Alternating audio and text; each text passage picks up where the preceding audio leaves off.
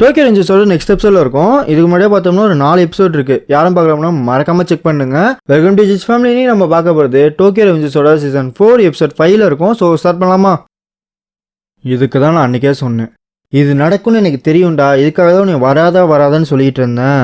இவ்வளோ கஷ்டப்பட்டில, இது எல்லாமே இங்கேயே முடிஞ்சிச்சு. நான் காப்பாற்றுவேன், உன்னைய காப்பாற்றுவேன், கண்டிப்பாக உன்னைய காப்பாற்றுவேன். என்ன நடந்தாலும் சரி, உனக்காக எத்தனை தடவை வேணாலும் செய்வேன். ஓ அப்படியா? இப்போ முடிக்கிறேன், எல்லாத்தையுமே முடிக்கிறேன் அப்படின்னு என்ன பண்ணுவானா, அந்த இடத்த மொட்டை மாடிக்கு போயிடுவான். அங்கே பாடுறா, இவனை வித்த காட்டுறான். அடியா வித்த காட்டலடி, கீழே குதிக்க போகிறான். மைக்கி அப்படின்னு இவன் வேற ஒரு பக்கத்து. என்ன மைக்கி, மேலேருந்து பார்க்கறது எப்படி இருக்கு? நல்லா இருக்குல்ல இது? எல்லாத்தையும் நல்லா பார்த்துக்கோடா, உன்னால் இது முடியும் மைக்கி. எப்படி இருந்தால் அவனோட வாழ்க்கை இப்போ இப்படியா இருக்கு அப்படிங்கிற மாதிரி காட்டுவாங்க பாருங்க. அந்த ஒரு பேனல் போதும் அவன் மண்டைகளை என்னென்ன ஓடுதுன்னு சொல்றதுக்கு. எவ்ரிவன் இதை செஞ்சு காட்டுவோம் அப்படி சிரிச்சுக்கிட்டே குதிப்பான் பாருங்க. மைக்கின்னு இவன் வேற ஒரு பக்கத்து சிரிச்சுக்கிட்டே கீழே உழுவ.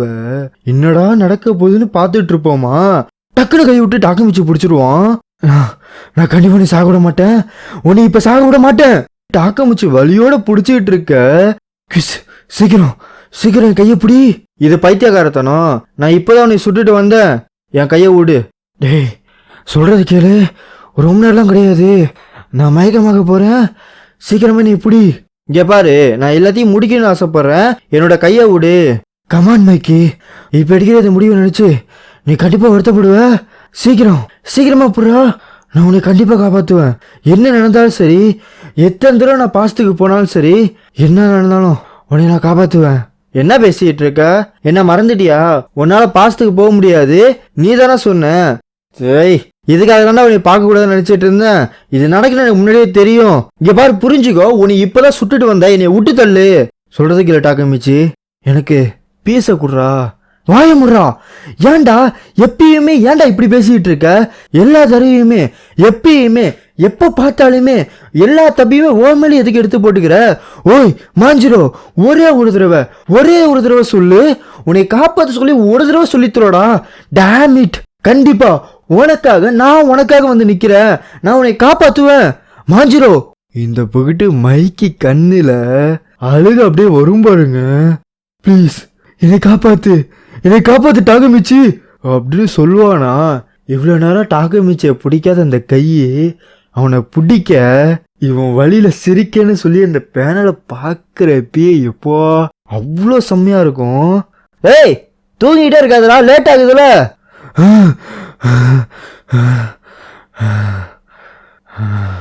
சீக்கிரமா ட்ரெஸ் பண்ணு, பிரேக்ஃபாஸ்ட் ரெடி ஆயிடுச்சு. கேலண்டரை பார்த்தா 2008. நீ ஹைஸ்கூலுக்கு போகணும், சீக்கிரமா ரெடி ஆகு அப்படின்னு சொல்றப்ப இவன் டைம் டிராவல் பண்ணி வந்துருக்கான். பாண்டனாருக்குலாம் மொத்தம் 21 சாப்டர் தான், இப்போ வர 2 சாப்டர். ஓகேவா, இந்த வீடியோட இது முடிய போகுது. பட் ஸ்டில் எதுக்காக இதை சொல்றேன்னா, இப்போ நான் சொல்ல போற இந்த 2 சாப்டருமே பார்த்தோம்னா டைம் டிராவல கொஞ்சம் பூந்து விளையாண்டுருப்பாங்க. ஏன்னா அப்படி சொன்னதான் அவங்க பேக் ஸ்டோரி சொல்ல முடியும் அப்படிங்கிற மாதிரி சொல்லியிருப்பாங்க. ஸோ உங்களுக்கு புரியணுன்றதுக்காக முன்னாடியே சொல்லிடுறேன், இதுல டைம் டிராவல் அப்படிங்கிறது நிறைய நடக்கும். ஸோ ஸ்டார்ட் பண்ணலாமா? ஜூலைல 2005 இருக்காங்க. எப்பா அவன் பயங்கர ஸ்ட்ராங்கா இருக்கான். அவன் டாட்டுவா பாத்தியா? அது வேற யாரும் கிடையாது, த ஃபேமஸ் ஹான்மா, அவனே தான். இது என்னடா வாழ்க்கை, இது போர் அடிச்சுக்கிட்டே இருக்கு, எப்படியே போனுச்சுன்னா நான் செத்துருவனும். ஏய் சினிகாமி, என்னோட பாஸ் உன்னைய பார்க்கணும்னு ஆசைப்படுறாரு, வா அப்படின்னு சொல்லி மோபியஸ்க்கு வந்திருப்பானுங்க. ஓ நீதான் இந்த சினிகாமியா? ஆன்மா என்னோட பானா மாறு. என்னது பானா? எனக்கு தெரியல. இவனை எனக்கு ரொம்ப பிடிச்சிருக்கு, ஆனா என்ன விஷயம்னு சொல்லிட்டு எனக்கு தெரியவே இல்லை. 10வது குறிக்க அவனை என்னை பானா வேற கூப்பிடுறான். ஆனா அவன் மற்ற தக்ஸ் மட்டும் கிடையாது, வேற மாதிரி ஒண்ணு. கிசாக்கிய பத்தி சொல்லணும் அப்படின்னா, அவன் மேனிபுலேட்டுக்கு ரொம்ப கிஃப்டான ஒரு பையன். அவன் மட்டும் மேனிபுலேட் பண்ண ஆரம்பிச்சானா உங்க ஈகோ எல்லாமே சுக்கா உடச்சி எடுத்துருவான். அந்த அளவுக்கு ரொம்ப பவர்ஃபுல்லான மேனிபுலேட்டரு. சொல்ல போனா அவனுக்கே எப்பயுமே ஸ்பாட்லைட் அப்படிங்கிறது இருந்துகிட்டே கிடக்கும். அது மட்டும் கிடையாது, சேடல இருந்துகிட்டே மேனிபுலேஷனை வச்சுக்கிட்டே எல்லா வேலையுமே அவன் பார்ப்பான். டேய் ஆன்மா, மறந்துடாத, நீ என்னோட பான் தான். என்னைக்கு என்னோட பான் ஒன்று உடையுதோ அப்ப புது பான் நான் வாங்கிப்பேன், புரியுன்னு நினைக்கிறேன். டேய் எனக்கு ரொம்ப பிடிச்சிருக்குடா, என் லைஃப் அப்படியே லீட் பண்ணி கொண்டு போற பத்தியா, அது வேற மாதிரி இருக்குது. எனக்கு என்னமோ இருக்கிற எல்லா கலர்ஸுமே வாழ்க்கையில வந்து போன மாட்டே இருக்குது. செம்மையா இருக்குடா. உன் கூட இருக்கிறப்ப தான் நல்லா ஜாலியா இருக்குது. ஒரு பயங்கரமான விருந்து சாப்பிட்ட ஃபீலை கொடுக்குறடா. அதுதான், அதேதான். நான் சொன்னது 100% உண்மை. நான் கிசாகி கூட எப்பெல்லாம் இருக்கிறேனோ அப்பெல்லாம் என் வாழ்க்கை அப்படிங்கிறது ஒரு திருவிழா மாட்டம் இருக்குது. ஏன்னா ஒவ்வொரு தடவையும் ஒவ்வொரு புது புது ஷோ காட்டுறப்ப நான் உயிரோட இருக்கிறத உணர்றேன்.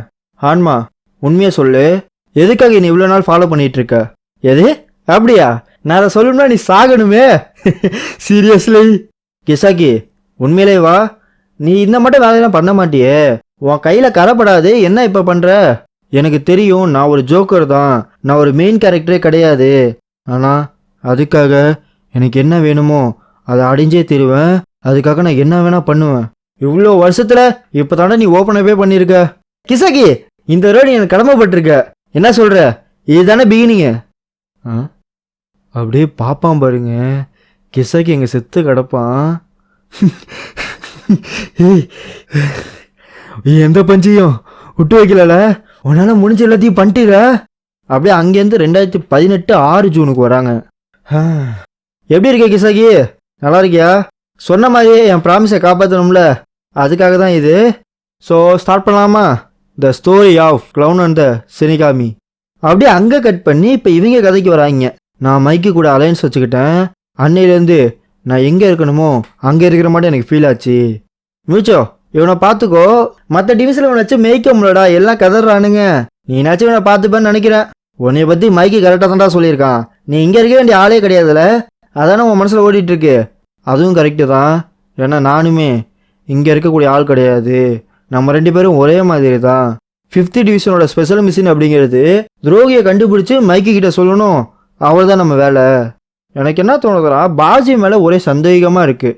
ஏன்னா மைக்கு என்ன சொன்னாலும் கேட்க மாட்டான். ஆனால் மைக்குமே பார்த்தோம்னா அவனை பெருசாக கண்டுக்கிறது கிடையாது.